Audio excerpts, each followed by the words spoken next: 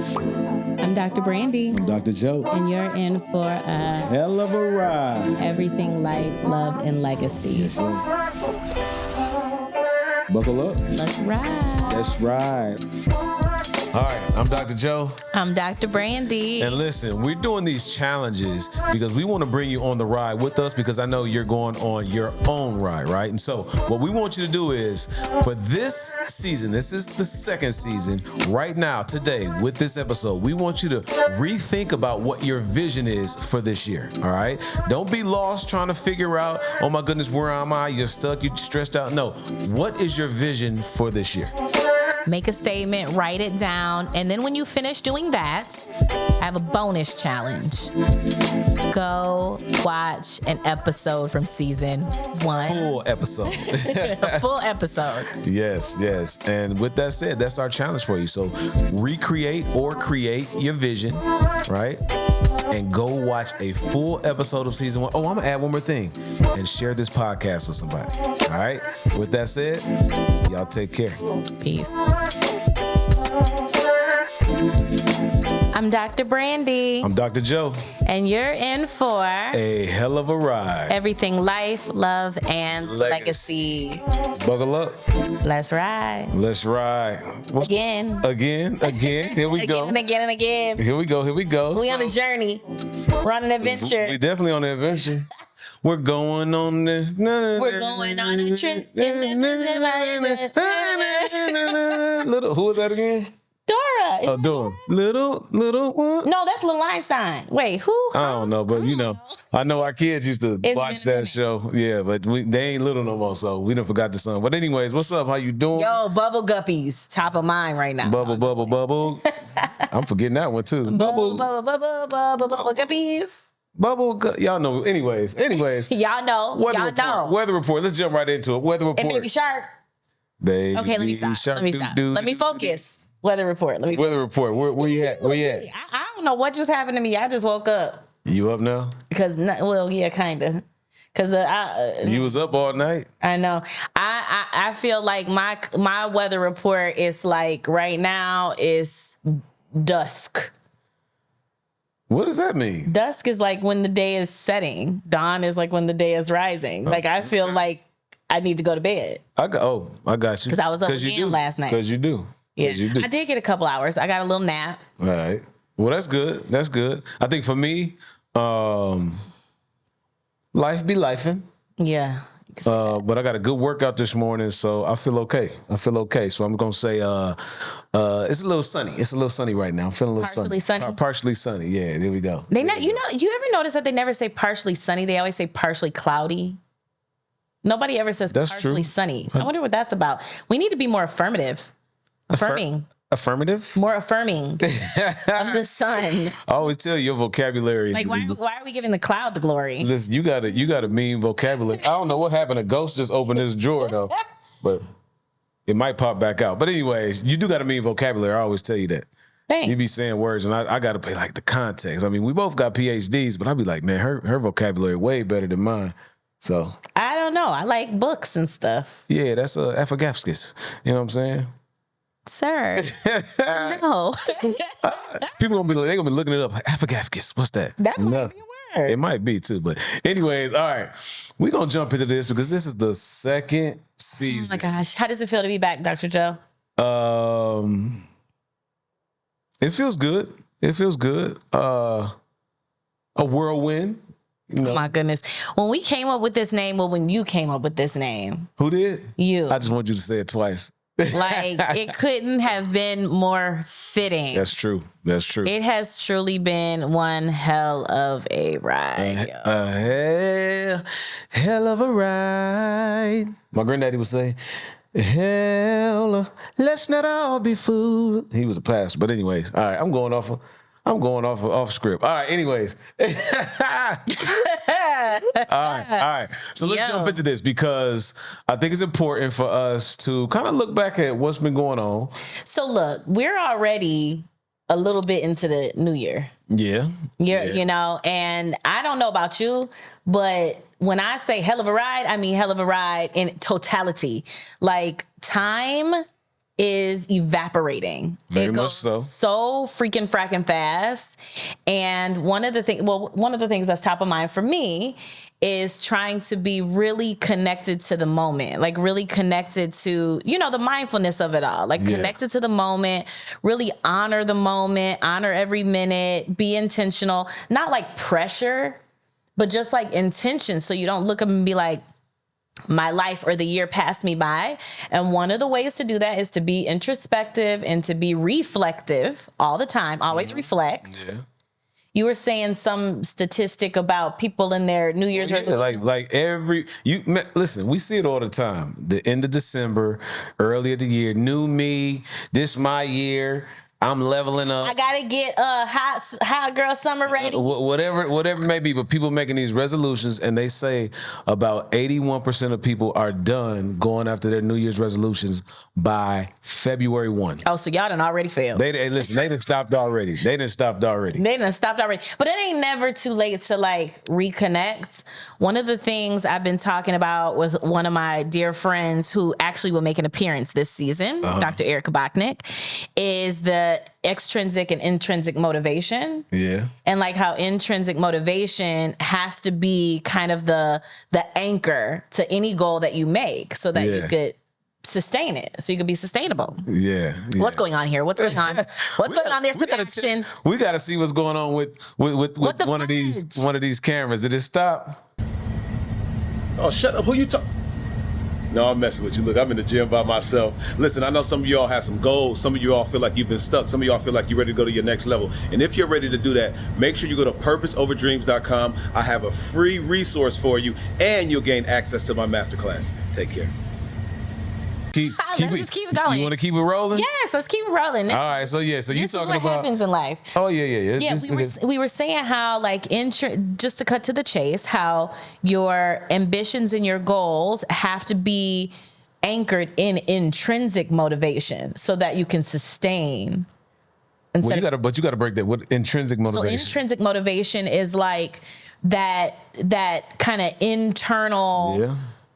Passion, or it's really connected to purpose in a way, like passion or like innate desire to do something because it is personally pleasing to you, not because you're looking for external validation or not because you're looking for, an award at the end. Well, I knew it. I was just making sure you let the people know what intrinsic means. So you need that intrinsic, because if you don't have an internal desire to live healthy or to live well or to feel good in your body or to have energy or to have a clear mind, then the $250 you just spent on that trainer is about to go to waste. Because if your only motivation is to catch somebody, I mean, everybody want to get caught. I understand, but I'm saying if the only motivation is external, no, I get you.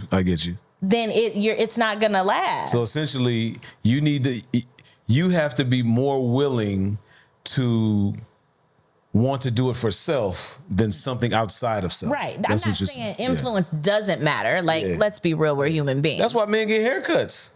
And then are we talking about hair again? Wait, no. Well, we know better. We know better, Joe. Wait. And the fact that somebody had the nerves to go in the comments talking about, is he hat fishing? Baby, you see what I said in the comments, right? What? You didn't see what I said in the comments? I said something like he is handsomely bald. Yeah, and I was handsome with hair. And you got a decent looking head. Decent. Decent. My head is shaped for a bald head. It's all right. Some people be having a I got a little cliff in the back. Yeah, if you ever had a bald head, ooh, it's like a bowling ball. Pick the back of your head up like. But anyways, so for those of you, hold on, let me speak to the folks. So for those of you trying to wonder, I wear hats all the time, but it's not because I don't love my hair. You like hats. I like hats. I like hats. And at the end of the day, and I'm repping my city, Milwaukee. That's where I'm from, born and raised, 53206, right? But anyways. 248 Bloomfield Hills. But anyways, for those hating, you get to see. And if I were to cut my beard, because some people, they try to grow the beard because they look weird with a bald head. Like, I ain't no fool. No, you look good either way. I can cut the beard off and I'm all good. I did the test a long time ago. I did Yeah, the you test can a either long way. time ago. Thank you, Mom and Dad. Yeah, to my mom and my daddy, appreciate y'all. Mom and Pop. Eugene. You see how affirming I am? Yep. All right, so we also top of mind. We on top of mind right now. Yeah, we are on top of mind. And what was top of mind was kind of this introspection, reflection, especially as New we're coming Year's resolution. New Year's resolutions, Yeah. vision boarding, how people do that. We did kind of a partial family strategic planning meeting For sure. that I think was actually really nice, but I don't feel like we finished. Yeah, there definitely could be some more work put into it. But I think like at least for in our household right now, there's so much going on. I think sometimes you get tired and you get like, oh. Yeah, energetically. Yeah, because people don't understand. And I guess we could talk about this. Let's bring it up. Like, yeah. Right? Oh man, How that can't be top of mind. That's top of mind. Gam still holding She's still on, holding y'all. on. 16, 17 lives. Gammy, I'm gonna tell you, nobody expected Gam to live this long with her condition and her health. Yeah. And it is a blessing, but it's a heavy one. It's really taxing. Yeah. Emotionally, financially, relationally. Everything across the board. I'm kind of tired actually. Who ain't tired? I mean, if folks, if they've never been a caretaker, they'll never understand the feeling of just like what is going on right now. You know what I'm saying? And that's not a mean feeling, but people have these feelings when they're taking care of somebody and they probably don't share them. And when they internalize them, like it shows up in other ways, like you're snappy. Oh, I know I've been irritable. Oh man, very irritable. You going off on your kids. You ain't spending as much time with your partner, all kind of stuff. And so like it You telling me I've been negligent? That's not what I said, but if that's how you took it, you got it. No, I'm just but you know, poking fun. No, but I know. Yeah. But you know, and so it's a lot, and I know it's a lot on like everybody. Everybody feels it. It really is. And then there's the other side of it, which is like there's these. I've dealt with a lot of loss, a lot of death in my life, and a lot of the death has been unexpected. And so one of the things Gammy is kind of giving me in a way, I know it might sound twisted, but it's actually quite a gift, is she's giving me a closure that I didn't necessarily get to experience with other people. Yeah. So when Gammy does transcend, when she does pass, when she does die, whatever terms y'all use, I think you harsh. No, well, I think you gotta say it for what it is. I think sometimes we use words to make it feel better instead of using the word that's most accurate. When Gammy dies, I think that I will feel a certain relief because I was prepared. We had all the conversations, we've taken really good care of her. And I think people are afraid to talk about that part of a grief journey. Yeah. It doesn't mean I don't love my grandma. It don't mean I don't feel blessed that she's with me. Right. It just means that my soul has a reconciliation that some of the other deaths I didn't have an opportunity to experience, No, I get that. And I think one of the words that, I've heard a friend of mine use that I really like, and they talk about ascension.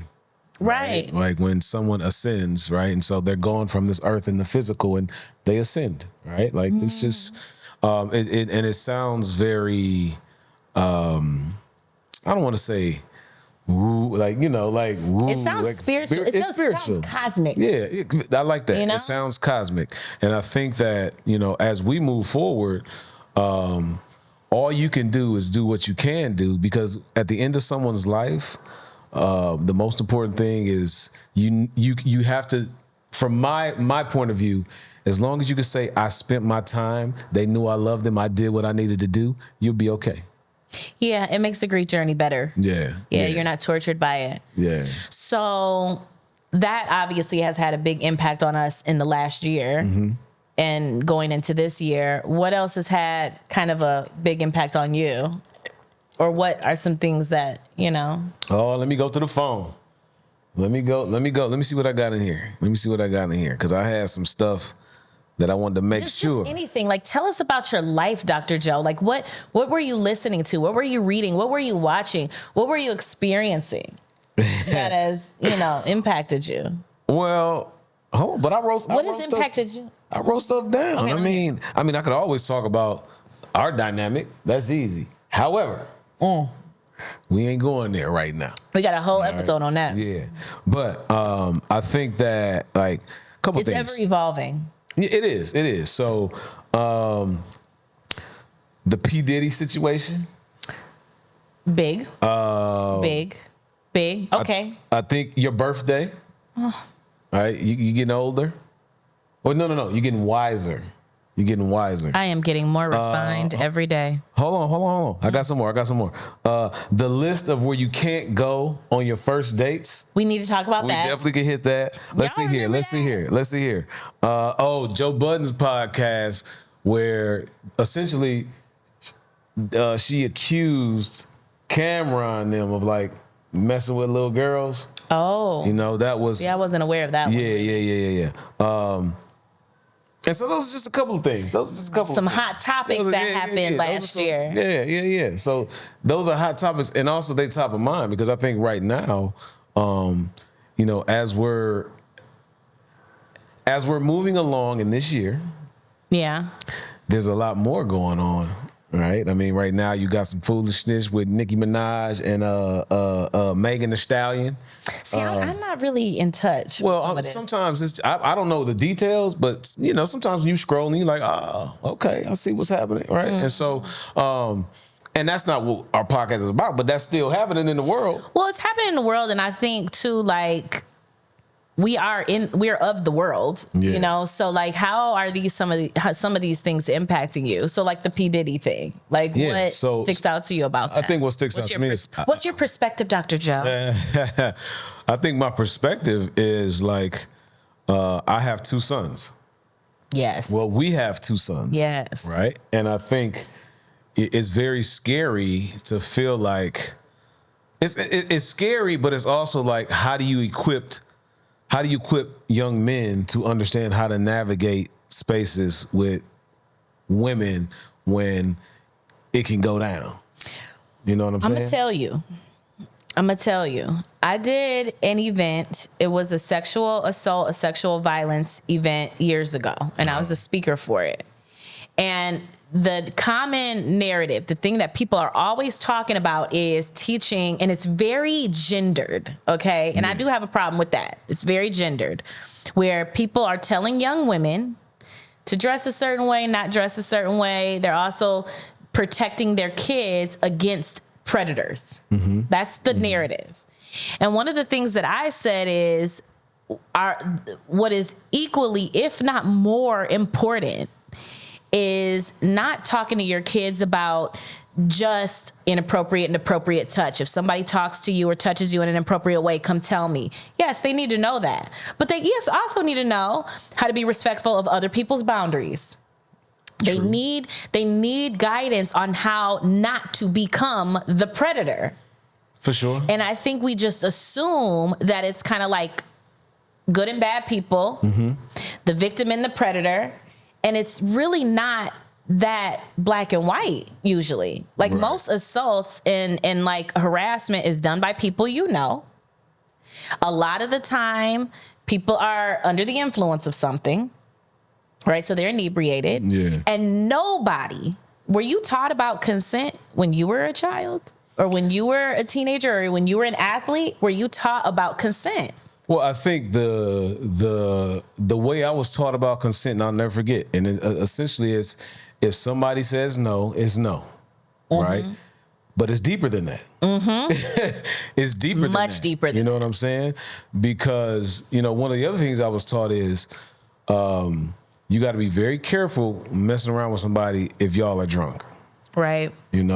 And one of the things that I can say is that as, playing ball in college and a little bit afterwards, I done seen all kind of stuff. I bet. Right? I ain't never been a part of nothing, but I've seen a lot. Have I done stuff that when I look back, I'm like, man, I don't know, but not like sexual assault type thing, but just like. But I appreciate the accountability of because some of this stuff is very it could be a joke, an inappropriate joke that makes a person feel a kind of way. It could be a posture, a position. It could be a look. Yeah. You know? Because like, one of the things that I know happens that is important is sometimes people get caught doing something and they don't want to get in trouble, and so they flip the story and they make it as though somebody was sexually assaulting or raping. And just to make sure people understand, there's a whole lot of non-reported sexual assaults and rape that happens. Right? Yeah. So let's be very clear on that. And it's because people don't be believing, and then people ostracized. Right. And then there's shame. There, a lot of it. And even with I think men who, like, you've seen it in, like, when Terry Crews came out and said something happened to him and everybody laughed at him. Now, Like, I think initially I was like, man, you should have busted him. But then I was like, man, what do you do? Like, in that moment, how do you react? You thinking your career? You thinking, if you hit somebody, your career might be over. You hit the wrong person. But my point is, there was a lot of shaming of that man, because men are not supposed to be the one that's been sexually assaulted. Well, you see what's happening with old boy, the actor. Jonathan. Yes. What's his name? Last name? I don't remember his last name, but Jonathan Mayers. Well, okay, but him too. But I'm not talking about him. The one that everybody keeps thinking, the one that created Queen's Court. Light-skinned guy, actor. I don't know what you're talking about. Well, needless to say, I know the show, but I don't. It's such a common thing, and men coming out saying that they've been harassed or assaulted apparently is still some kind of a joke. Like, are you kidding me? Well, yeah. A violation is a violation. And the other thing I'll say about this, because you're right, it's consent in the act of, like, intercourse, but also, like, harassment, like harassing behavior. Yeah. Like, remember all of the stuff that homeboy got into? He was branding on the shy. Oh, yeah, and that, and like all of these incidences. And I have worked with young men that have been in very compromising situations. And so I think the part of the conversation that needs to be had, not in defense of anything, but just to help people be more accountable for their behavior, is letting young men and women, really, not just men, know how consent protects you. Yeah. It's not just about consent protecting the other person. It's about it protecting you. For sure. That it can't come back on you later and people say reckless stuff about you because you have fragile boundaries, Well, and that's one of the reasons, back in the day, Dave Chappelle made that skit where him and the woman was in a room, and before they did anything, he pulled the paper out, like, sign this. And he was like, Can I get some head? Check. Can I have intercourse? Check. I was like, man, that's wild. But that was about consent. Yeah. Right? Because and that was him protecting himself. Right? Yeah. But I think, when it all comes down to it, with the P. Diddy situation, and that's kind of how we got into this conversation, one of the other pieces that I don't think a lot of times we talk about is, and I think Spider-Man explains it best. They say, what is it? What's the quote about power? With power comes responsibility. Yeah. Right. And I think that when you have power, you can do things to people who see you as more powerful than them. But if you abuse that power, it can get you in a hell of a lot of mess. Yeah. That speaks to the example you were giving with Dave Chappelle too. Like, it was a funny skit of, like, self-protection, but then also coercion is a thing. Yeah. Like, power is a thing. So people, particularly women, will kind of sign away their soul because they feel they have to. Yeah. Or because they're afraid, or because they feel that's the only way to get whatever they need to get. Mm-hmm. We have a problem, y'all. We really do have a problem. No, we do. But we do. I mean, well, and I'll just say this, and I'm not going to get into details, but I remember the story you told me when you were at a party in college. You know what I'm talking about? Mm-hmm. And it was almost just like you just retreated. Like, you know what? Forget it. Come on. Like, you know what I mean? The one when everybody was in line? Where the dude kept trying to, like, mess with you and you just kind of, like, retreated. Oh, yeah. You remember that? Yeah. It's so crazy because when you said the story I told you, I was trying to think of which one. Yeah. Like, I've been in a lot of compromising situations. I mean, even as a child, I remember and this used to be a game. Think about it. Remember the movie The Wood? Yeah. It was a good movie. Didn't they have a scene in the movie where it's like, he went to go grab her? Yeah, he went to go grab her booty. Come on. Yeah. We have games that like normalize this stuff. And I remember being about 9 years old because my mother was still alive and I was living in Pontiac. And I remember playing, and my neighbors, their kids, and it was like 4 boys and a little girl, and the boys all circled me. I was in the middle of the circle. They all circled around me, and they all took turns trying to grab my booty.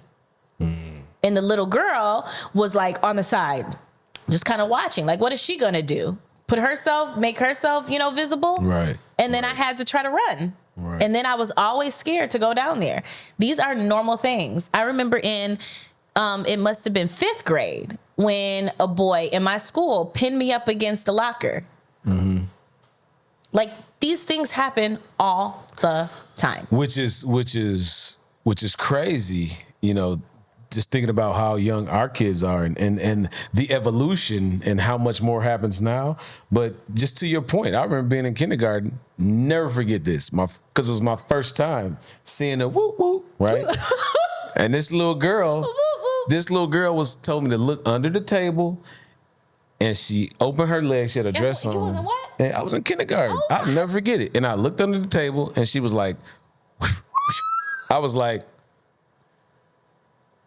whoa, you know what I'm saying? But when you're young, we need to talk. But no telling what goes on now. You know what I mean? And so at the end of the day, all of this is important to have these conversations with young people, with adults, because everybody out here clubbing, kicking it, partying, and it's all good. And everybody's vulnerable. It's all good until you get set up. Everybody's vulnerable. Right? It's all good until you have that baby by that person you don't want to have a baby with. Right? It's all good till you wake up itchy scratchy. Oh, Lord. It's all good. You know what I mean? I'm just saying, Okay, wait. Okay. You say you're like, wait, why I got a third nipple in the middle of my chest? Boy, like, hey, you mess with that chick, that random. This is not a laughing matter. But real talk though, it's just a lot. It's a lot, and it's difficult because sometimes you don't know what to do. Because somebody as a man, and I'm just gonna speak from a perspective as a man, somebody could just say, hey, Dr. Joe did such and such, and I wasn't even there, and now my name is tainted. Especially as a black man, as a man of color. Because on some level, hopefully you want to believe that your character speaks for itself. Like, you want to believe that people would be like, a lot of people would be like, yeah, that's not true. Like, that's not, if somebody ever came up to you and said, Dr. Brandi was going nuts. She was fighting in the club. She was doing this. She was doing that. Everybody would be like, no, she wouldn't. I'd be like, I know that wasn't her. You would be like, no, that's not true. Now, if somebody was like, she late, you'd be like, yeah, that's. I'll be like, yeah, that's been her every day of the week. Now, I use those analogies to say, if somebody has a history of behavior that is kind of questionable, like he do be kind of telling these offhand jokes, he do be kind of, obnoxious, or she do be kind of flirty with these young boys, Yeah. And then you hear something, you're like, I can see it. Oh, I mean, listen. I got stories on top of stories, but what I'm saying is, to your point, like, there are individuals where if you hear something, you like, yeah, I can see that. I can see that. Yeah, they stronghold, and they like a little too rough around. Like, dude, relax, And there's been people I had to be like, yo, you need to chill out. Like, we ain't doing that. You know what I mean? Like why would you want to scare a woman into dating you or talking to you or getting their number or doing whatever? Like, that don't make sense to me. It's all about power, control, and ego. Power, control, ego. I like that. It's all about power, control, and ego.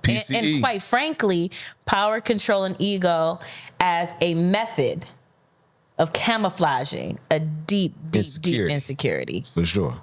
For sure. We know what it is. Absolutely. And it's very destructive. So obviously we are quite impacted by the P. Diddy situation. I'll tell you another thing that was like hot news. Okay. I forgot my book today. Jada. Oh, Jada was hot. Jada Worthy. Yeah. I was one of the ones, y'all. I was one of the ones that was like, she played us. They tricked us. They lied to us. I was taking it personal, like this was a homie. And then I thought introspection, and then I thought about it, and I reflected on it, and I thought, well, I don't know them, but what I do know is me. And I know how dynamic my life is and how, dynamic. You're going to have to define what dynamic Well, what means. I'm saying is my life is very multidimensional, and so the public gets a version of it. Yeah. And it's not a disingenuous version. It's just an isolated version. True. You don't know me intimately, right? True that. So you're going to get fragments of my lived experience. And the other thing is I'm living it. So sometimes you can't see it or explain it or understand it fully enough to share it with others if you choose. So with Jada in particular, people were taking this news, including myself, so personal that her and Will had been separated for 7 years. And then I got to thinking about the ebb and flows of our relationship. Yeah.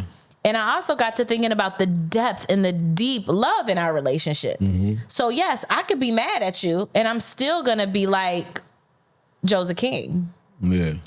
So you might. What you say? No, I didn't hear you. What'd you say? Joe's a king. Dun, dun, dun, dun. I mean, you know what I'm saying? I feel like we're in a season even now where we're navigating some hard things, but I still have joy in your presence, a lot of the time. I still care deeply for you. And I think that in my mind, I'm like, okay, she's living her life. Will's living his life, trying to make sense of it all like everybody else. And her book isn't a tell-all book. Her book is a reflection of how she's coming to conceptualize and understand her own life. So I found it to be really deep. I even have a note. Hold on, let me find this note. Here you go. I always have my notes. This is why the phone's so handy. I always have my notes because I think it's really important for us to not just have opinion, but to be able to utilize our access to other people's stories to better understand ourselves. Why is this my opinion? Why do I think this way? Why do I feel this way? Were you hating on her? In the beginning. Hating on Will and Jada? In the beginning. Well, I don't even think I was hating. I think I was just taking it personal. Because you was mad because you was like, what? I thought. Well, you be having these couples that you be kind of looking up to. I like how they roll. And then I felt like, wait, what? Listen, I was playing me. I done learned in my lifetime whatever anybody, you could post anything and people gonna be like, relationship goals, blah, blah, blah. And I always ask, do you really want that life that they have? Because you really don't know what Because you really don't even know. They don't know what they're going through. Go ahead. People do that to us. Yeah, I know. And they don't know. We done been through it. It ain't for the faint of heart. It ain't. I do think our Esther Perel is this relationship expert. Mm-hmm. And she talks about the life story and the love story. Yeah. I personally feel like we've had a pretty astounding life story so far. Astounding life story so far. I like that word. I feel like we've had a very complicated, impassioned love story. Real complicated right now with your ashy thigh over there. My thigh's ashy? No, it's not. Look at it. God. It is a little ashy. Damn. My ankle. Look, my ankle's ashy too. Damn. I put Vaseline on mine. But anyways, go ahead. Can't nobody see but me. And I'm sitting here talking about a love story and I done just called you a king and you over here pointing out my imperfections. No, but a king is going to make sure that the queen is looking up to par. You look up to par, but your thigh don't. And your heel is a little heely. Your heel is, look up this word. Ash comes from the word ashwabadundan. Go ahead. I'm going to tell you, I do not appreciate always being the butt of your joke. Actually, you're not. You're not. Sometimes it's my kids. Sometimes it's me. Because you be going in on Gammy. Hey, everybody. You be going in on Gammy, y'all. I could dish it, but I could take it too. Oh my gosh. All right, I'm from the mill. That's what we do. Let me tell you what Jada said in her interview with Jay Shetty, who I love as well. Follow Jay Shetty. Dope. His podcast is amazing. He's real dope. He be on the Calm app too. I be listening to his words of wisdom. Talks about purpose a lot. Yeah, he does. So y'all should have a conversation, don't you We think? should. I think that would be a dope conversation. Jay, so. Come on. Come on, Jay, get with it. Jay, Come get me. Get with it. Jay, Joe. And then Jada could tell me what to do about my love life. So Would you take advice from Jada? I would take wisdom from anybody that is introspective, anybody that's doing their own work. I was hoping you didn't say no. I was hoping you would say, because they've been through some stuff, and why not figure out what they've been through, just to get a little idea on some of the ways in which you can deal with whatever you need to deal with. Wisdom comes from the most unlikely places. I get so much wisdom and inspiration from our kids. Oh yeah. But anyway, I'm going on a tangent here. One of the notes I wrote is that our inner world chaos is seeking healing through others. So like, what I took from that is you're going to the greatest vulnerabilities of you, and this isn't that profound, but they're going to present themselves. They're going to show up in your most intimate relationships, period. Yeah. It makes them harder. And then she said, marriage is a journey of learning how to love yourself. I find that to be very, very true. It is. Very, very true. And then this is a real good one. And then we can move on. But wait. What? Marriage is a journey to learn how to love yourself. Yes. What does that mean for you? What does that mean for me? It means that I am constantly having to confront the best, the worst, the underdeveloped versions of myself by being a wife and being a mother. Gotcha. Because I can't really hide from you guys. You get every dimension. You get the part of me that's super sophisticated and articulate. You get the part of me that's really scared and nervous and vulnerable. You're the person I probably cry with the most, other than therapy. You're the person that you can't really hide from your person if you have intimacy. Right. And then your kids, if you have connection with them, they're really intuitive. So there's constant reflections of myself. I'm constantly having to think through, who do I want to be in this moment? Who do I want to be in this moment? And then you get a feedback loop all the time. It's not like you go to work, you come home, you're done, I mean, even then in the nature of my work, but yeah. Yeah, I get you. I get you. And then the last thing was ego death. Oh, and the other reason I say that I agree with this statement, marriage is a journey of learning how to love yourself, is because of what we talk about all the time. How challenging it can be as you continue to mature and evolve as a person to share space with someone from a compassionate place. Woo. And hold space for yourself. Yeah. Especially when you're maturing and changing and navigating hard things at different levels and different speeds. That is hard. Very hard. Very hard. So I need to talk to Jada and I need to talk to Michelle. Michelle Obama and Jada Pinkett Smith. Call me. I think those would be some great conversations. And, kind of just to add to that, the evolution of the individual sometimes only comes with experiences that we really don't want to have. Oh my gosh. Yeah, that's deep. And I think sometimes when I reflect, it's very hard when you're in it and you're just trying to stay afloat to get to the other side. And sometimes it's extremely difficult because of the way in which many of us have been brought up and programmed to receive certain things and experiences that we've been through. So then what do you do with that? Because that's an enlightened statement. Yeah. What we do with it, you can't run from it. You can't jump over it. You can't go under it. You got to go through it, and you can't do it on your own. Right. And I think that's one of the issues that so many of us have. We've learned how to figure it out, even though a lot of us don't figure it out, but we've learned how to convince ourselves that we're figuring things out, but we're really not.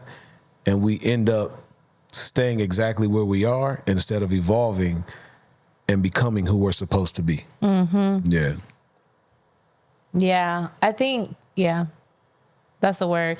You're kind of speaking to this other point that was in the book, or maybe it came up in probably the book, but then also her interview, which was ego deaths have to occur to get to a more authentic place of self-worth. Ego deaths have to occur to get to a more authentic place of self-worth. Yeah. Yeah. Yeah. And I love how man, I just forgot his name. But anyways, a comedian, what he said was ego is edging God out. Right. And I love that. And some people don't believe in God. That's all good. Like, there's nothing wrong with you, right? Do your thing. But I do. But for me, God is real. And I believe that if you don't believe in something higher than yourself, there's going to be some things that you try to get through where the only only thing that can get you through that is your belief in a higher power. Yeah. Right. And so, and that's for me. And I got people that don't believe in God. I got all kind of friends, Buddhist, Muslim, everything. Right. But I think what's most important is when it comes to ego, we have to forget that we did not create us. I have a question that's a bit of a pivot, like a diversion. Yeah. Do you feel like your faith or your belief in a higher power, I won't even just say God, do you believe that there's a connection between the strength of that and like the traumas or the struggles that you've been through? Connection in what way? Like, you're just making me think, like, as you were talking, I was actively listening. Here you go. Active listening. I am just, anyway. Actively late. Go ahead. Not all the time anymore. But I was just, it makes me think of like how I can't not believe in a higher power. Like when I look, I know I'm smart. I know I've had so many wonderful people in my life. I know that I work hard and work ethic and all that. I know that. But when I really reflect over my life, there are just some things that I can't take all the credit for. Like, it just doesn't make sense. It's like, it has to be something divine. It has to be, people will call it coincidental, but it has to be something more. And I feel like my faith gets stronger the more that I live and the more that I endure, because it's like, have you ever heard like a parent or someone say, I could never go through that? And then they go through that thing and they come out of it stronger. They come out of it better. It's like, I had no idea I was capable of that. Or, I just feel like there is, and there is even a therapeutic term. It's called post-traumatic growth. And it's kind of this recognition that a lot of wonderful things can come out of trauma. Yeah. And one of them is a stronger spiritual kind of relationship. I would agree to that. To your question, in regards to the connection to like some of the traumatic things I've been through, like, yes, it definitely helps me to kind of grow closer spiritually. Yeah. Right. But I think sometimes the question that we all ask ourselves when we go through something is why. You know what I mean? We're seeking understanding. Yeah, we're seeking understanding, and that why is almost like, but wait a minute, I've been through all of this already, and you're giving me more. Like, why? So I still struggle with that. I don't know how to answer that. Yeah. I don't know how to answer that, and I think, one of the things that I don't like, people sometimes they say, karma and, you deserve, or you getting back what you gave out. Like, I don't always believe that. there is some truth to that, I believe, because the universe, right? Just the universe and how it operates. But sometimes I think people are just saying that because they don't know what else to say.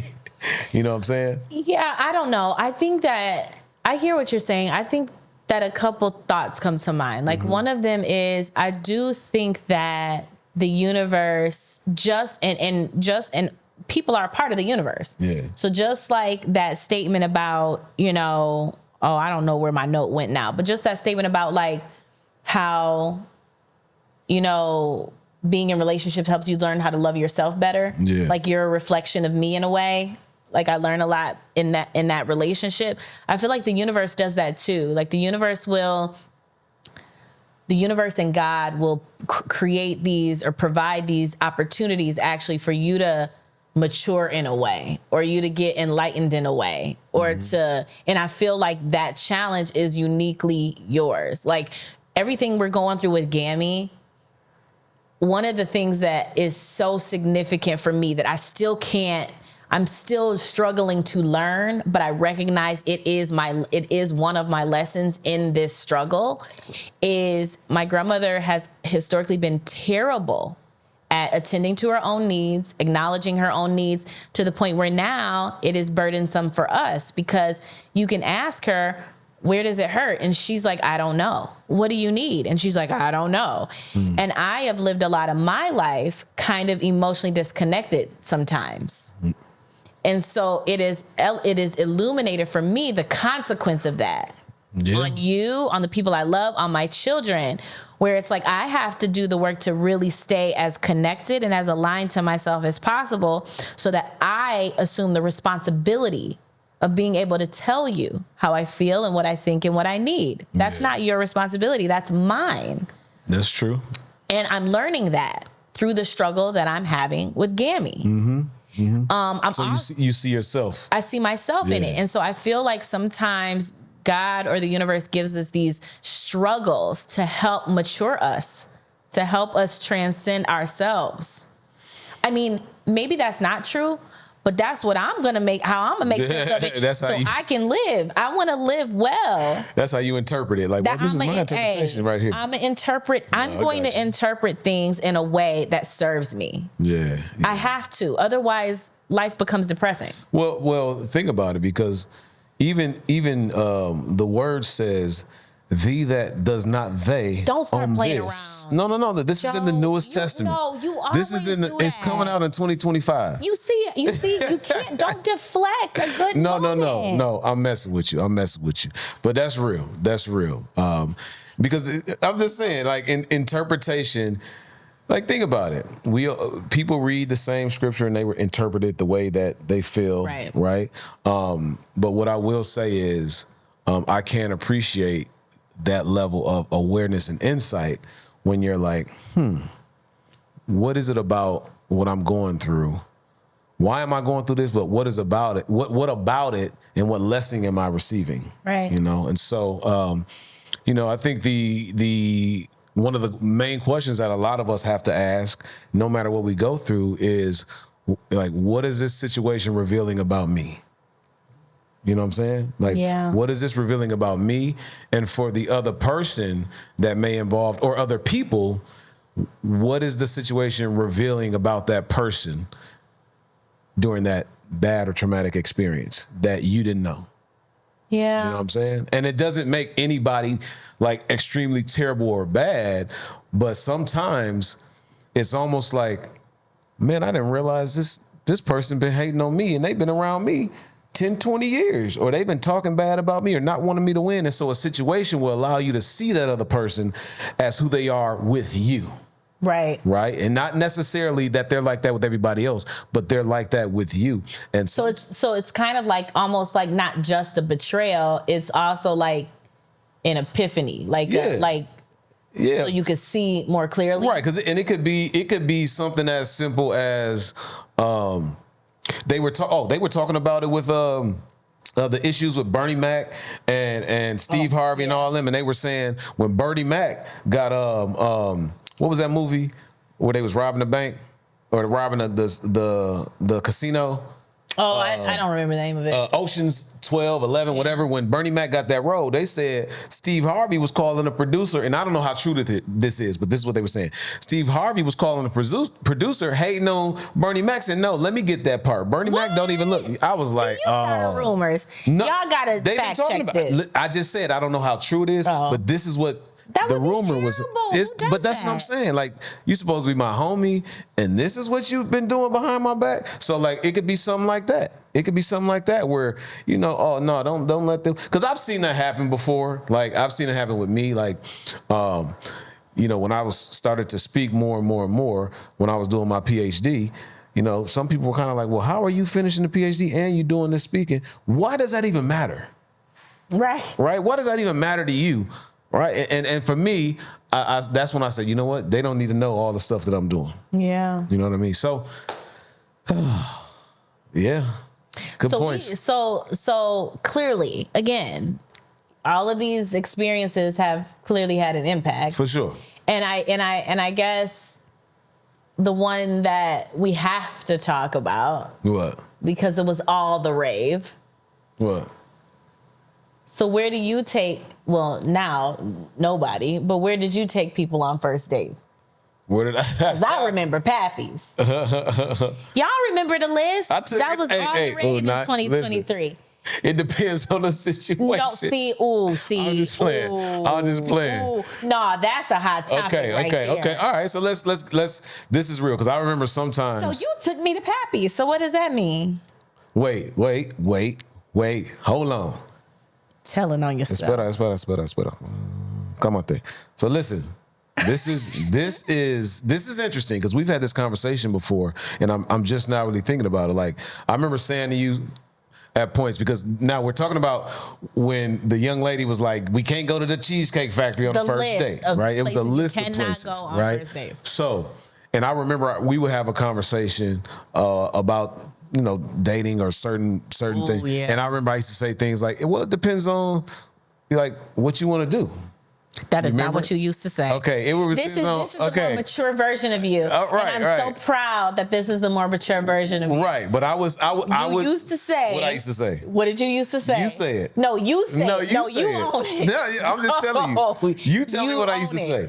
You used to say it depends on what she's for.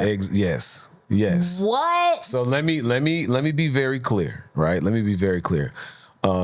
I did used to say that, right? And what just the immaturity of a young man. Yeah, but what that meant was like, when you meet somebody, you're not always thinking, oh, I'm about to have a long-term relationship with this individual. You thinking we just about to smash. We might just be getting it in, right? And guess what? I think that's okay if two adults say this is what we doing. Can it go left? It can, right? But I'm just being very clear. Like, for instance, if I just heard a guy. Oh my goodness, I just heard a guy, and he was talking about women that get like BBLs. Mm-hmm. And he was saying like, men are not looking to marry women that get BBLs. And I had to listen. I kept listening, and he said, men are looking to play with women who have BBLs. They fetishize them. Yeah, it's not. And I was like, dang, do I believe that? Is that true? And I started to think like, and he got into it a little bit. I don't remember everything, but essentially he was like, if you're getting a BBL to please people externally, men are not looking to be with you long term. They're looking to experience a big old ass, a big old booty, a situation with you, and not thinking long term. Can I generalize that and say that's absolutely true? I can't do that. Right. But I'm just saying his point was like, if you're getting a BBL to snatch a husband, to please men to get a husband, it ain't happening. Or a long-term relationship, it ain't happening. And once again, that's not what I'm saying. That's the video that I watched. But what I will say about it is I was like, man, that's interesting, because what I talk about in terms of that specific area of a BBL is, why did they get the BBL, right? Is that to please everybody else and to look good? Or was it like, man, I haven't felt right up top or at the bottom, and let me do something with my body so I feel better about myself, not for everybody else. Right. That's a different mindset.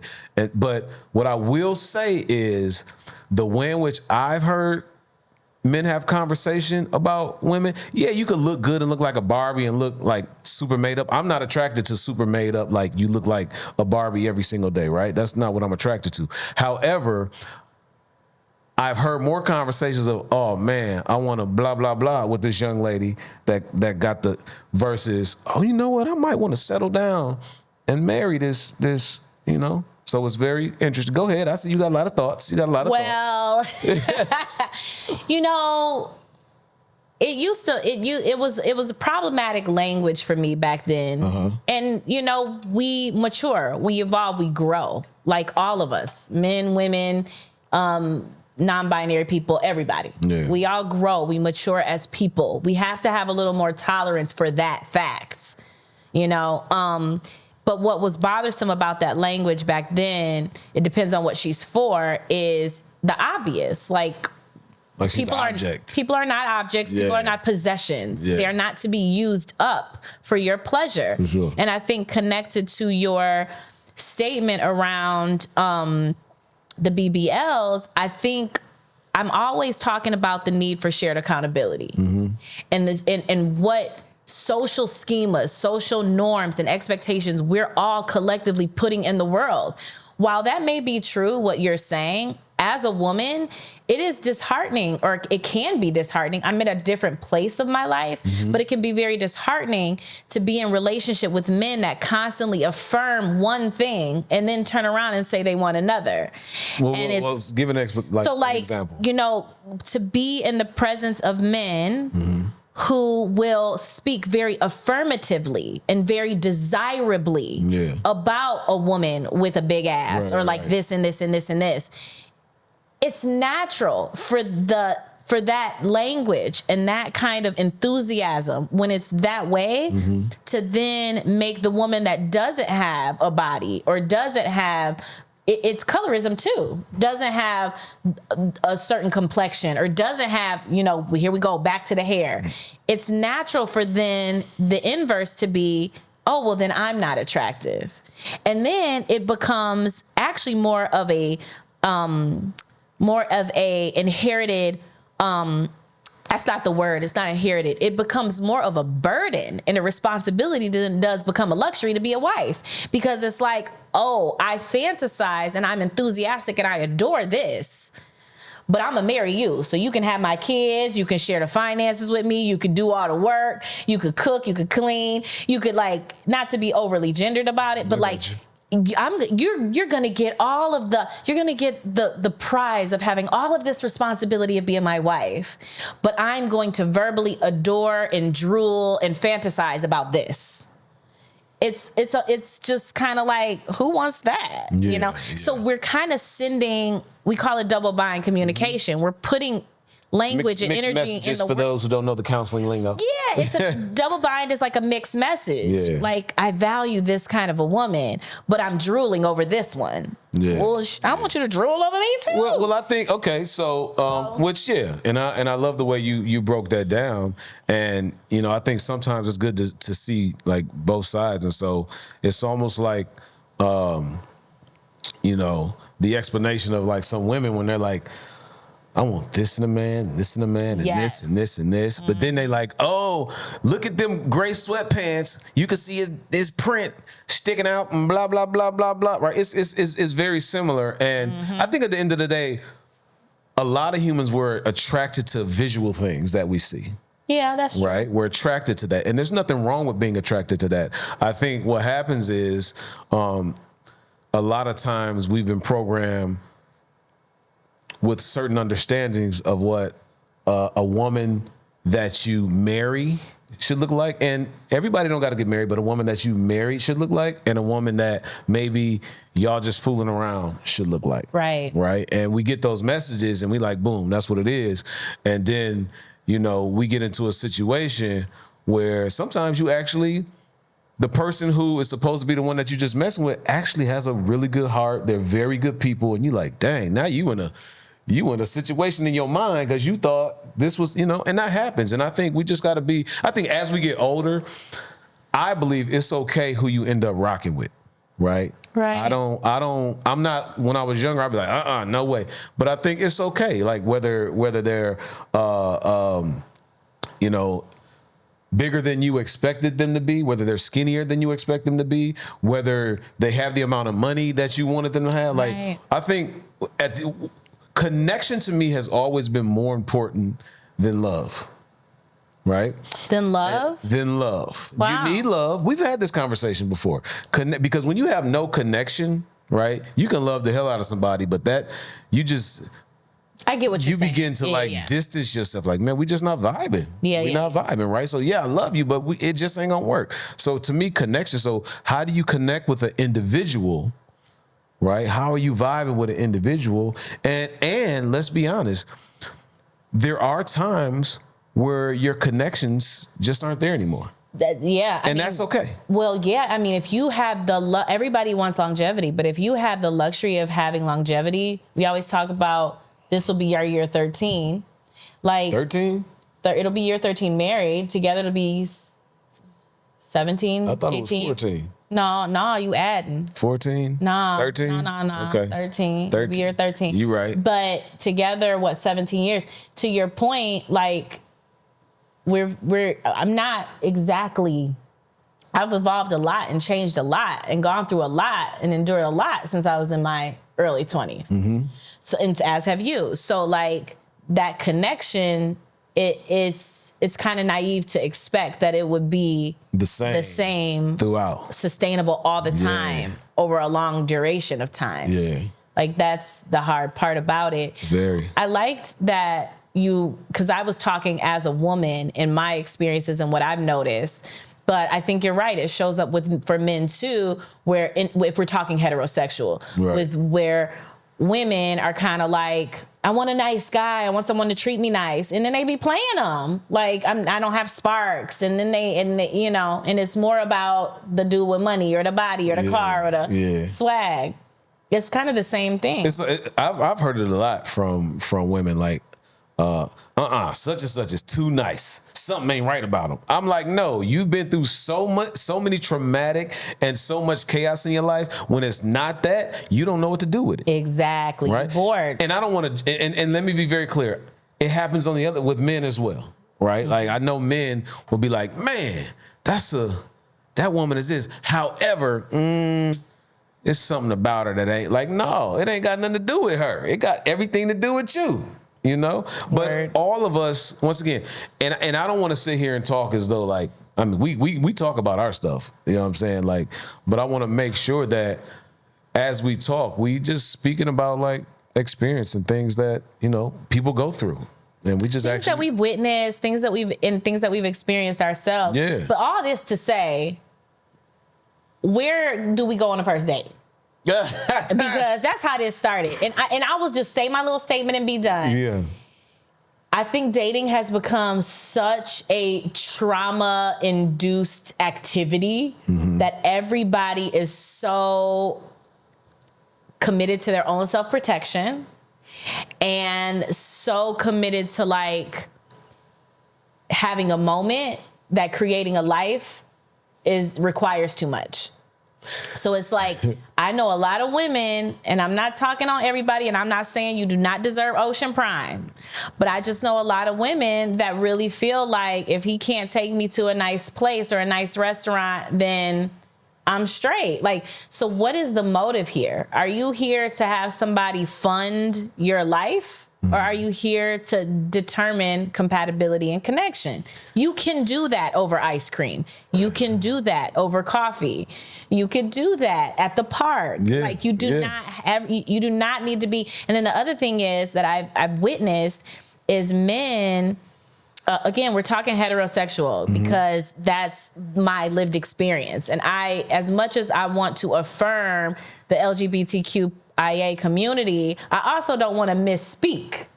I want to really speak authentically to my experience. Speak to your experience. Let's hit it. So my point is, I know a lot of men that go out of their way to impress women And I know a lot of men do that because on some level it's kind of manipulative. And I know a lot of men that do it because women have an expectation that they would do it. And then women start, when you get all wooed and you're impressed and all the charm fades and you get intimate and you don't like what you see. Yeah. I mean, think about it, because so let's talk compatibility, right? Have you ever been in a situation in your life where you went out with somebody, it was great conversation, right? Mm-hmm. Like, man, y'all vibing. Then it gets down to the physical and it ain't the same as the conversation. You're talking like, sex? Compatibility, yes. Okay. Compatibility. I'm asking you a question. Okay. Have that ever happened to you?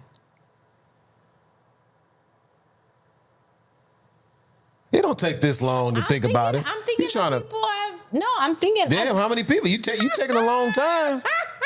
You want to talk about bodies? Damn. I'm thinking of people that I've dated and like smashed. Like, she don't want to say it, but I'm gonna say it. Smashed, yes. I don't know. I mean, yeah, I guess. So not in an extreme way. Okay, no. So let me flip it. Sometimes that's easier. Have you ever had sex with an individual where sexually compatible, it was like, dang, we get it in, but you can't talk about nothing? Ever? Maybe I'm an anomaly. I mean, Maybe I'm an anomaly. Let me tell you something. Okay, cool. I haven't had extreme experiences like that. Okay, cool. My point is like where it's like terrible and good and terrible and good. I haven't had that. So I think the point is just like speaking about compatibility, because I think sometimes like the initial, like everything is great. Like they look good, y'all attracted to each other, great conversation, boom, boom, boom. And then sexually, y'all just not there, right? Yeah. And then now there's an issue. Or reverse it. Oh, we was just smashing. That was great. But the only reason we just smashed it because there's no compatibility. We can't have a conversation about nothing. Right. And so I think compatibility, connection is very, very important. And I'm saying that to say, like, you know, as we move forward and we talk about whatever we talk about in terms of relationships, dating, whatever it might be, I think I'm always coming from the mindset of like connection. And to our point, you can make a connection and get to know somebody anywhere. Right. Like we could just, let's go to the park. Let's go for a walk. Right. I'm almost to a point where some dude was talking about you got to put down a $250 deposit to go on a date. Don't play. Right? Like, hold on. See, protection. I don't want to be used. Nobody wants to be used. Like, I don't want to be used. And who uses the most? Oh, I can't. There's no answer to that. I wasn't even going to say women. I was going to say I think both. Yeah, I don't think there's an answer. I think the wounded. The wounded is who that's a good one. The wounded uses the most. Because even a tactic like that is coming from a wounded place. Like, I don't want to be taken for granted. So, and then what's messed up is the true heart or the true spirit of the person is not even accessible, because the woman, I would be like, are you for real? No, I'm not even interested.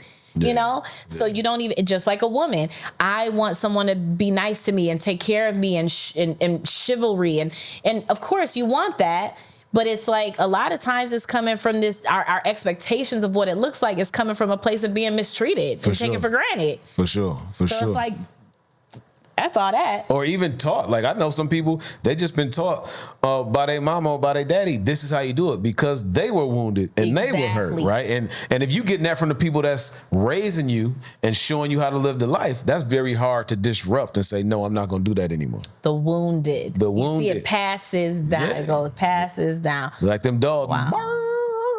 Yeah. I think the reason, I'll be very honest about this. I think the reason Did you not just hear my wounded dog? I think the reason it was difficult to answer your question about the compatibility and the conversation is because I haven't had the extreme experiences like that. But also, it's all relative. Like, you don't really know. In my personal experience, I didn't really know some sex wasn't great until I had great sex. So I didn't really know it until later. You know, this is better than that. Or, and then the other part of it, too, is And it's not just always about the other person. Like, we don't really talk about sexuality that much, especially women outwardly, as like, you don't even really know what you like your own body, like what like helps you orgasm or what helps you get aroused or what helps you. You don't really know that. You're just playing around. Yeah. So you don't even really know. That's true. The responsibility of good sexual chemistry isn't just on the other person. Mm-hmm. It's like also on you to like know like how you like to be touched or what you like on your body. Mm-hmm. And it looks like you don't like lotion on your body. But the fact that you find a moment to tease and like deflect and divert I'm coming on right every back. topic No. is I'm coming annoying back. me. Listen, but no, real talk. I'm coming back because I think you made a great point, because what I was going to say to your point is like, from my experience as a man, you almost grow up just like you said, you don't really know what good or great sex is, right? Until you've had it and I think had that compatibility with somebody. But the other thing is, I know for me and probably for other men growing up, it was almost like, I'm gonna get mines versus let me please this woman. And that's a different mindset of like, you know what? Let me please them. Let me make sure that this experience is a great experience for them. So see, you're on to something that even connects to your question. Yeah.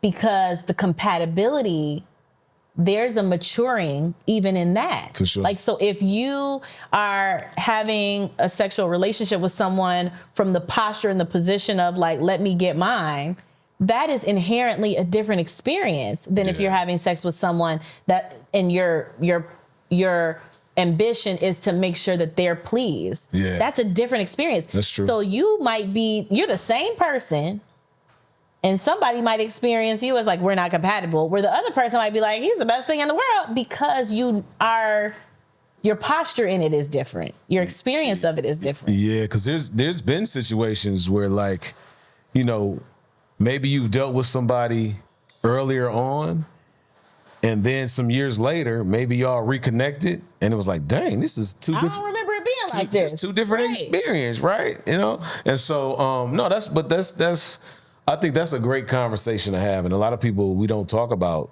you know, sex the way in which that we need to. You know, the way in which, at least I've talked about it in my life, is like, dang, she bad, big booty, da-da-da. She this, she that, right? Versus how do you actually provide pleasure when it gets to that point? Yeah. You know what I'm saying? And so in that regard, connection is probably more important. Yeah. Because you can kind of.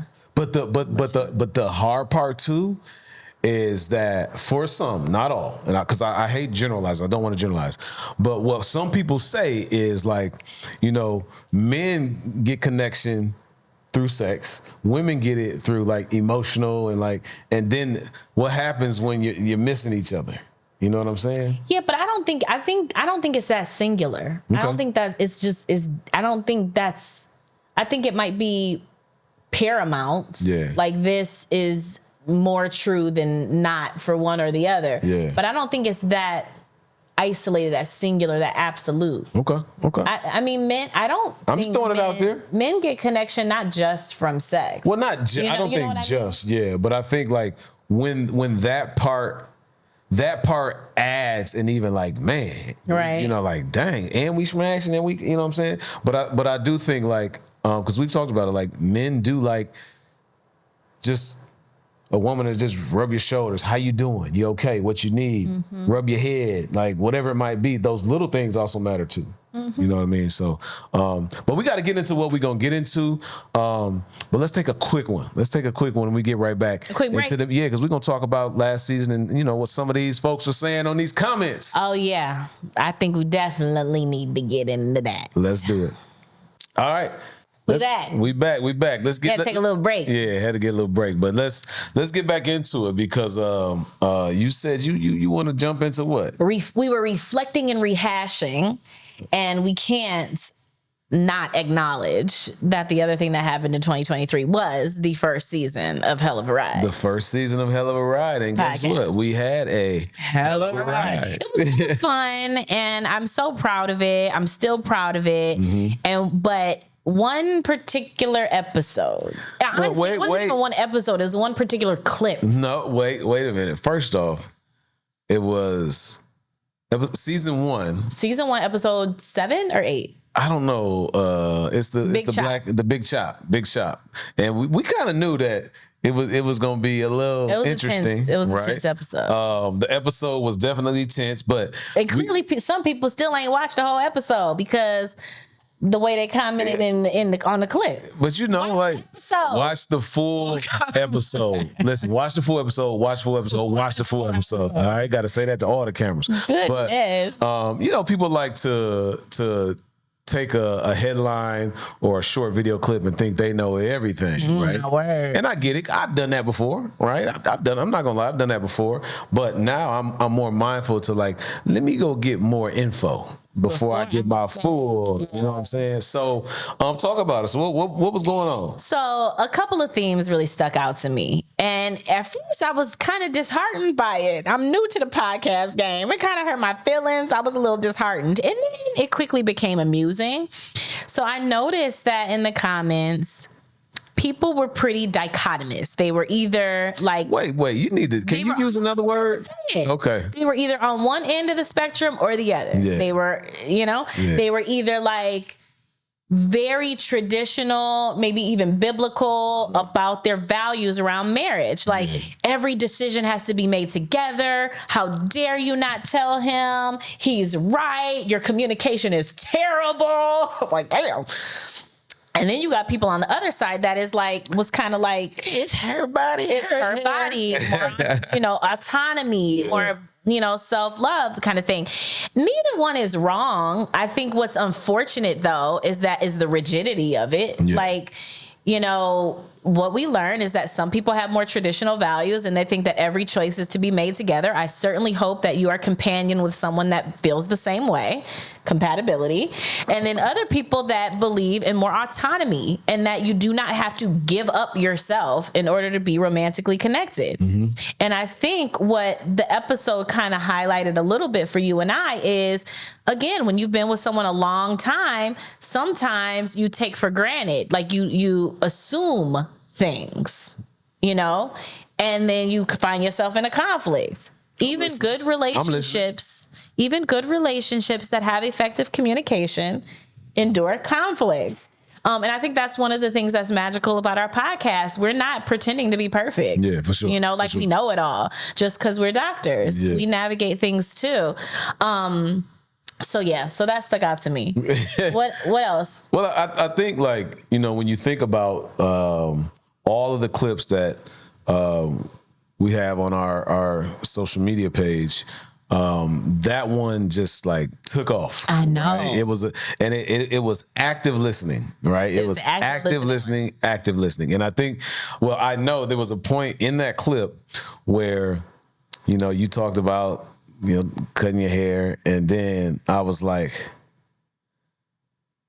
so if I talked about getting the car, blah, blah, blah, blah, and when I was done with my question, you paused. Right. Tell the viewers what active listening really is, because this is the other thing that blew my mind. And this might be why I'm so busy as a psychologist, because people don't understand this. This blew my mind that a lot of the comments alluded to this idea that because I was silent for 10 seconds, you got me. You won. They was like, see, she quiet. See, she get it. See, what is active listening, husband? Everything that you didn't do. No, I'm just messing with you. I'm messing with you. I think it's important, right? Because oftentimes when you're actively listening to somebody, right, you may be acknowledging with nonverbals that you're listening. So if you're telling me something, I may, I'm engaged with you, right? And there may be a time where you're processing or really sitting and thinking about what the person says. So you may pause and be quiet. Right. That's active listening, right? And so you claim you were doing that. No, you were doing that. I know you.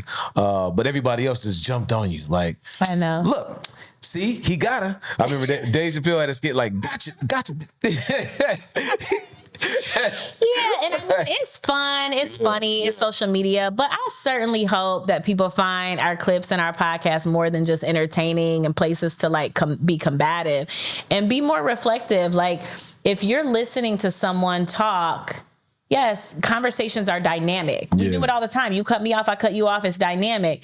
But in the most vulnerable moments of a conversation, one of the most effective tools you can use is silence. Shut up. Yes. Shut up. To listen. Yes. And in that moment, I was literally in my head thinking, okay, if he like really processing. And then that's why I was like, well, I mean, you have been saying, and then people was coming at your head like the analogy is terrible. The analogy is terrible. Right. Literally the next second in the episode, you said, I was like, that might not be the best analogy. However, right? I mean, they like, you can't compare buying a car, which is a lot of money, to hair. Which you can't. And you knew that. But I think the point that some people miss, not everybody, was just about like communication in terms of like, I'm going to cut my hair now. Not necessarily like you need to tell me that you're going. It's not that. Well, I think implicitly it definitely felt that way. Okay. And I think that was some of the energy you were getting from me. Yeah. Like kind of how we were talking earlier about double bind communication and talking about like these implicit messages, like we were saying with the BBLs, but then the value is really this. It's like both of us have accountability for the tension in a conversation. Mm-hmm. And we have to be able to have tolerance for holding that if you're going to endure a hard conversation like that. The hair conversation we've had so many times. Some of them have been harder than others. And like, you know, the communication, the other piece of people's comments was like, because I said it, I was like, I have been talking about it for 6 months. Yeah. Like, so another aspect of the communication is like, if there was an issue or a struggle or a frustration with it, you have to be honest with yourself about that. Because some guy was like, hold on, where he at? I don't know where he is. He was in here. You talking about the dude that put it on his page? No, some dude was legit like, a couple people are like, let's just be real. He just don't like the hair and he just don't want to say it because now you look butch and now you gay and like all this stuff. And I'm like, okay, comedy. I mean, but think about the world we live in. He might have had an experience and now he feels like that's what happened. I mean, you know, I don't know. Even though that was extreme, he took it to the extreme. And the thing is, I don't know him, and so I'm not gonna make judgment on his statement. I'm just simply gonna acknowledge like how assumptive that was for sure. On his part, in the sense of like, you know, I cut my hair so I can go to the steam room and work out and jump in the pool and get caught in the rain and not have to spend. I'm a Black woman and not have to spend 3 and 4 hours with my hair. Yeah. I'm also 40. So I want to be able to work out more and take care of my body more. And I have kids and I'm an entrepreneur and I need my time back. Mm-hmm. So, you know, while I absolutely adore the LGBTQ community, I am not gay. And that is an assumption about why I cut my hair. Right. But with all that said, if communication, there's also the importance of being honest internally. If you don't like the hair, let's not camouflage that part of the experience around communication. Like, I think there are multiple aspects of that conversation. One of the other things is we were kind of debating multiple things. We were kind of having conflict around context and around principle. Yeah. And so, right. And then also we were having a conflict around, kind of cultural messaging too, because my piece of it was like, Black girl, long, pretty hair, like cut her hair. Now she's not as attractive. Like there were cultural messages in there for me. Mm-hmm. And then for you, it was very principled, you know? Yeah. And then collectively, it was contextual. So it's like, what argument are we having? What conversation are we having? But if anything, we just want to encourage people to have them. To have the conversation, yeah. And I think like, you know, it is okay to be attracted to what you're attracted to, right? That is okay. And it's okay to be not attracted to whatever it is you're not attracted to, right? But I think it comes out when you don't have communication in a way that it's not supposed to come out, right? Where it would just might be like a look or kind of like energy or what you said to me. Why you cut your hair? I mean, yeah. So yeah, but I think like you knew, not to get back into it, but I think like you knew that I didn't want you to cut your hair, and I think I don't have control over that, right? And you also didn't tell me because you knew how I would react. And so in protection of your own feelings, you didn't share. And that's why. And so because of communication, we learned that. We learned what everything was about. And it is what it is. You didn't cut your hair. I've even cut your hair myself. I know. You know what I'm saying? It's quite a little bonding experience. Which is interesting because, I haven't been a big weave fan. Right, but I think as I've gotten older, I'm like, it's not bad though. Weave ain't bad. Well, I mean, I think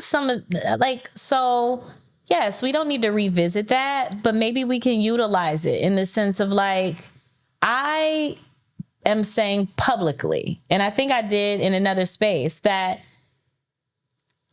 I wish I should have shared that with you, and I should have shared it with you only because I feel like it would have been an opportunity, because I know you love me and I know you care about me. It would have been an opportunity for you and me to kind of reconcile that. And I think I diverted it, by not sharing, because I legitimately just didn't want to be discouraged. And there's also a part of me that kind of felt like I don't have to. Like, there are things that we do where we don't disclose. Like, it wasn't that consequential of a choice. So I also felt that, but more than anything, I want you to feel included and I want you to feel respected. And I think I'm learning that in a lot of different ways over and over and over again. So I should have shared so that we could have processed it at that time in a way that I kind of tried to, circumvent. Mm-hmm. And then the other thing is, hopefully, I'm hoping, I won't even say I'm hoping. What did you get out of this? Like, what have you learned about yourself as a result of this? What I learned about myself? Yes. I mean, first, let me say this. What I learned was, no matter the situation, everybody has a feeling. Right. Right. And I can't always get caught up in my own feelings without understanding the other side. Mm-hmm. Right. And I think in this particular case, what I learned specifically about this incident about you cutting your hair is that one of the reasons you did not share the exact time when you were going to do it was because you didn't want me to discourage you. Right. Right. And now that sucks, hearing that as a person who is supposed to always affirm and make sure, you're okay. You know what I mean? And so I think that's what I took from it. And, and there's also better ways to communicate if you don't like something. Point blank period. And point blank period. So you see, it doesn't, I appreciate that. Yeah. And, I've learned from it too. And I certainly hope the viewers have. I hope y'all know now. I hope y'all better know what active listening is. I hope that you can, affirm your own belief system without discrediting someone else's. True, but I got to share a couple of these comments, right? So listen. So Ish34, YSH34. This had me cracking up. And this is, they said, this shit right here is why I'm single. Only man in my house making decisions is God the Father. And okay. There you go. But there you go, talking about the super traditional, right? And I think... No, but she's not saying it that way. She's saying, I feel like that person is saying, I don't really know. Well, the way that I'm receiving it is, she controls what she controls. Like, I can't control her, and only person... But I'm like, you still need to have, communication with your person, no matter the situation, even if God the Father is the soul, right? Overall. So I get it, but that's still funny. Ain't nobody. This is why I'm still. But and this could be for another day. You don't have to do this right now, but like, because the communication thing is still something we should continue to kind of process because, you know, what is the expectation? Well, every single thing, like what is the expectation around certain things? Because we do share a principle around individual freedom. Right. We do share a principle around inclusion and making sure your partner is in the know about things. But like we also we're not super duper traditional. No. And we are compatible in that way. And we do believe in having like individual freedoms and autonomy. True, but so we're gonna have to figure that out. Yeah, we'll talk about that. But the one thing you said, like, I remember you brought up to me when I got a tattoo right here. You said no, but hold on, I got a tattoo right here, and you were like, "Well, you should have said something." And in my head, what did you say? Verbatim, Joe. Just say it. Verbatim, what I said to you. I brought this to your attention. I said, I have an issue with your tattoo. Right. And the only reason I have an issue with your tattoo is because it feels hypocritical. It feels like exactly the thing that you went to town on me on. Because you went and got a tattoo, didn't tell me about it. Yeah. I found out about it on Instagram like everybody else. And I'm like, how is this different than me cutting my hair? I honestly do not care about the tattoo. Like, we are a family of tattoos. So you was just being petty. No, my issue, that's not petty. I am amplifying and acknowledging a discrepancy and a double standard in what you said. You had an issue in communication. Your whole basis of this whole thing was standing 10 toes down on communication. You should have told me. And then you didn't tell me. Okay. And that's a hypocritical thing. Okay. I can receive that without even the only issue. I can receive that.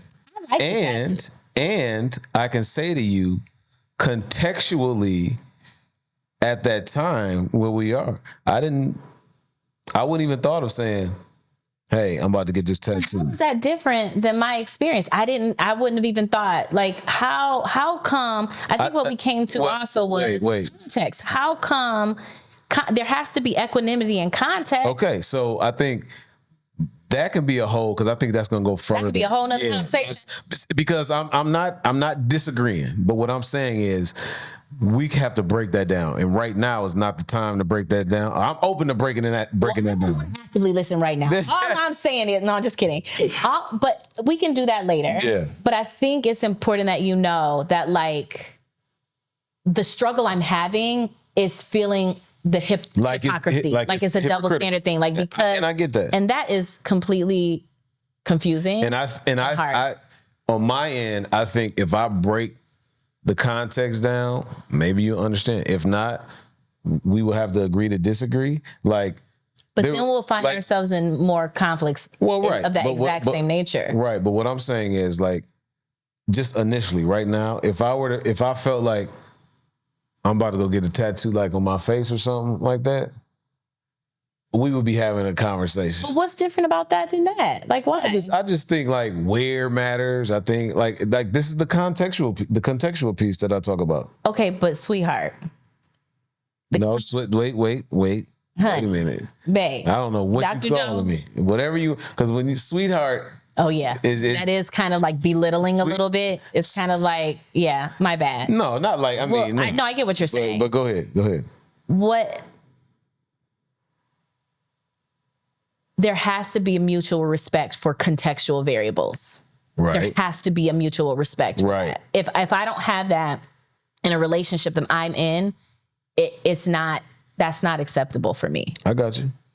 And I think that's really important for you to know. And I think we've talked about it a little bit, but that's a place we definitely can dive into. Yeah. For sure. See, this is what's great about having a ride. But talking about, just in general, talking about context, like being able to talk about context, and we could do it with this particular example. Yeah. Right. So, but go ahead. What were you about to say? This is. No, I was just gonna shift a little bit in a general way and just say, this is why I feel like this is what I hope people find. I hope people find value in this, in Hell of a Ride, because our only motivation really is, and if I'm misspeaking for you, you can say, is to create an intimate space that we already kind of have, that we already share. We talk like this off camera. Yeah. So to expose the intimacy and the dynamic aspects of vulnerable conversation, it's not going to always be perfect. It's not always going to feel good. And to like amplify that and show that and like encourage that people do that without being super defensive or combative. And then when they catch themselves being that way, to shift their energy, to shift their focus. Like, I just hope people get that from this. We're gonna see, because let me read some more comments. Let me see.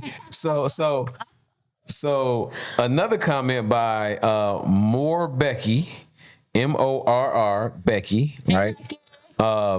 She said, comparing changing a hairstyle to spending thousands of dollars is silly. And once again, for me, I just felt like they missed the point, right? Because in the full episode, I say, okay, maybe that's not the best analogy, but you're still missing the point of communication. But see, well, yeah, that's it. Some of the comments about the analogy is irrelevant because even you checked that. That's in the episode. So that the content of that is irrelevant, but you recognize that is a contextual thing. Like you keep talking about context, that's context around economics and finances or safety. Like how come that contextual thing isn't as important as another context? Like that's context, you know? And I think you really did, because again, you even said it in the episode. Right. Because I feel like a whole conversation about context. Thing on context, has to have. Okay. Let me just read it there because we about to close this thing out. Somebody PD1007 says, some of y'all really struggle to understand that men and women are different. You want us to understand the point of view of the woman while refusing to understand the point of view of the man. You be feeling like that? Yes. Yes. But I think both of us be having it confused. I'm gonna be real. Yeah. Like I can't see your point of view sometimes. You can't see mine. You know what I mean? And I think that's just the reality of the world we live in. And we try to communicate effectively enough to try to figure out how to get there and have that understanding. But it's not always easy. It's not always easy. All right. Black Viking Fit said, to all the women who don't understand the analogy, money matters to us, looks matter to them. At the same token, if your man showed up and looked completely different, you would have a problem with that too. Men are visual creatures, so the way we look matters. Y'all really need to stop gaslighting these men.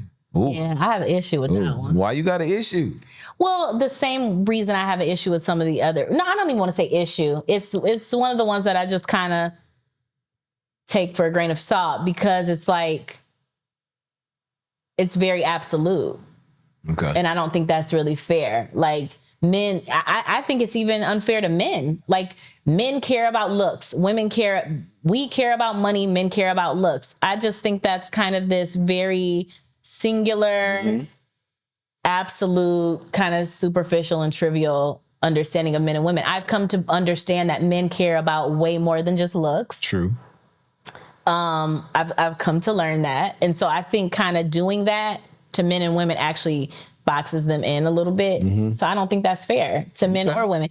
And then the piece about like, if someone changes their appearance and all this, like, again, the life story or the love story, like, I'm sorry, I don't look the way that I looked at 25.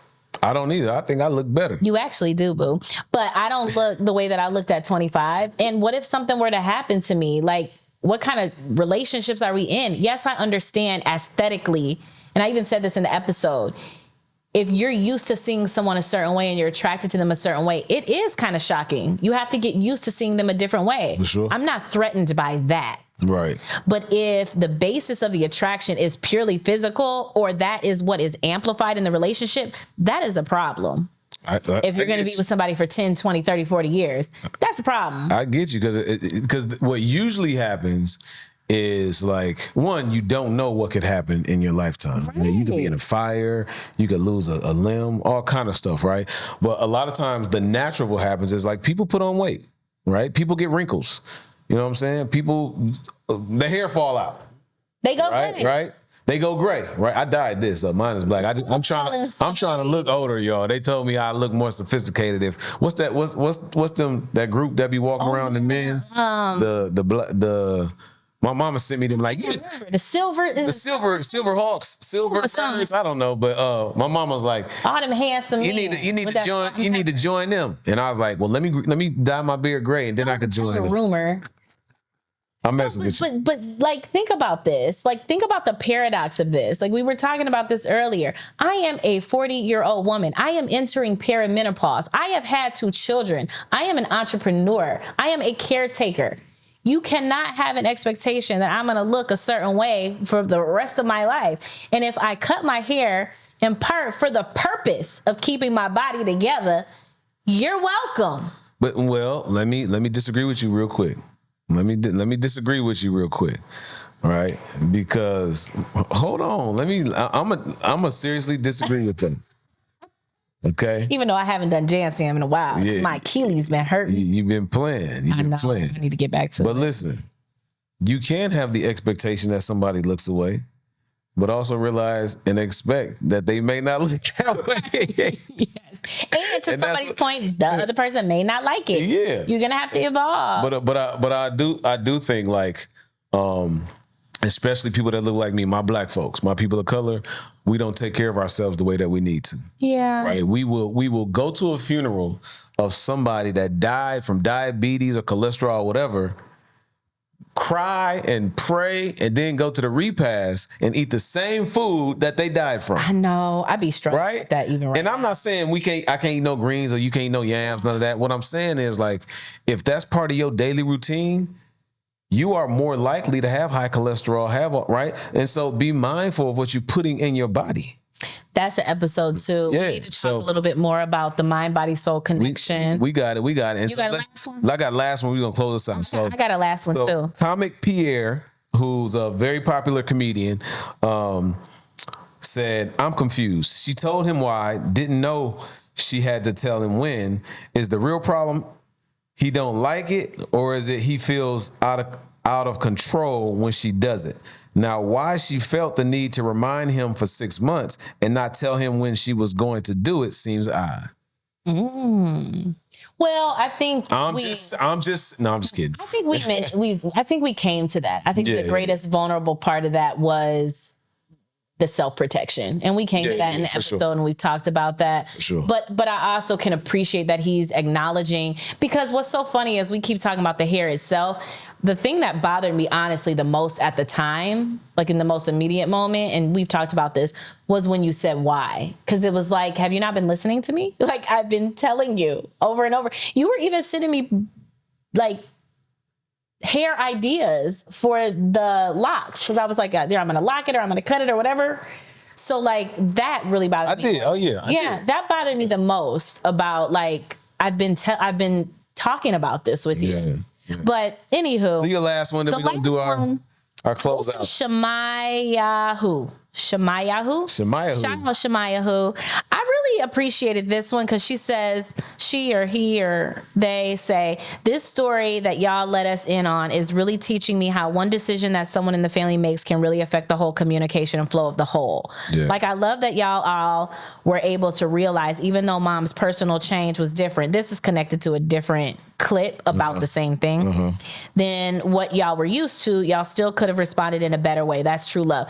And what I really respect about this is it was such a thoughtful post, and she was extracting value from what we were sharing that helped her, because she said, you know, it's teaching me how one decision. And that's what I'm hoping for, is we're not just exchanging opinions, but being more reflective. So thank you, Shemaya.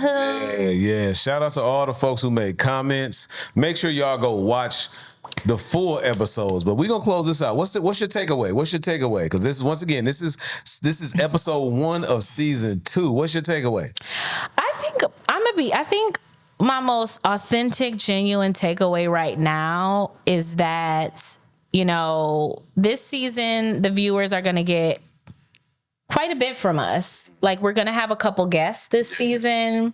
We're also going to share a little bit more intimately about the status and where we are in our relationship, because our relationship is constantly ebbing and flowing. And in the last season, we talked about we're like in our third marriage, and it's constantly changing, and it's in hard ways and in hopeful ways. So I think what I'm sitting with as a takeaway is just how, even in the hardest seasons and the hardest times, with Gammy, with everything, I genuinely enjoy your company. Mm-hmm. I really do. Yeah. I think that, like, I have found that being married to you and being companion with you has been one of the hardest things I've ever done. Yeah. I've endured a lot of hurt and a lot of pain. I've extended a lot of hurt and a lot of pain, but I can attribute so much of my joy and my victories to my relationship to you. And I just want to be able to always hold both of those things. Yeah. So I just want to say I appreciate sharing space with you in this way. I love that. Love that. But I know you're going to stop talking about me being ashy. I am. You're going to stop doing shit. You're going to stop. Wait. I am, because I just looked at like inside. Your ashy ass. Ooh, I'm so ashy is a fool. Why you talking? That's why I shut up. On yourself. I ain't said nothing. I said, But no, real talk. My takeaway is really the name of this podcast couldn't be a better fit. Right. You know what I'm saying? And, I can say, I came up with it. But, you kind of sparked it, right? When you kind of being funny, like, it's been hell. You know what I mean? And I was like, hell of a ride, But no, I would just say I'm looking forward to everything. I'm a little, a little anxious, probably for like episode 2. Kind of sharing the status of our relationship. But I also know that the way in which we provide love even in the worst of times is always coming from a place of trying to take care of each other. That's right. So with that said, y'all, make sure you follow, make sure you subscribe, make sure you watch the full episode, right? And make sure you share this with a friend, because on this podcast with us, you going for a hell of a ride. All right, we'll see y'all on the next episode. Take care.